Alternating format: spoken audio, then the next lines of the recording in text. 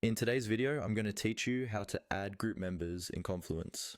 We'll walk through this step by step, starting from the main Confluence interface, and by the end you'll know exactly where to go to set up groups and get them ready for your team.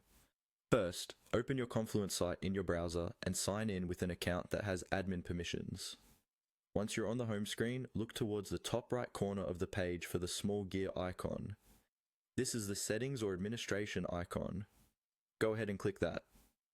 If you hover over it, you might see a tooltip like Administration or Settings, which is your confirmation that you're in the right place.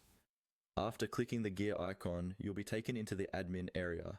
Here, you'll see several options, but the one we're interested in is called User Management. This is where you can manage users, groups, and access across your Confluence and related Atlassian products.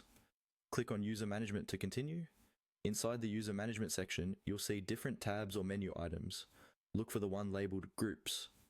Groups let you manage permissions for multiple users at once, which is much easier than adjusting access for people one by one. Click on Groups to open the Groups overview page.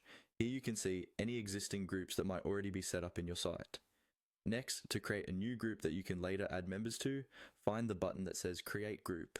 This is usually located near the top right or top center of the page. Click on Create Group to open the group creation form. Now you'll be asked to fill in the group details. At a minimum, you'll need a group name. Choose something clear and descriptive like marketing team, developers, or project managers, so that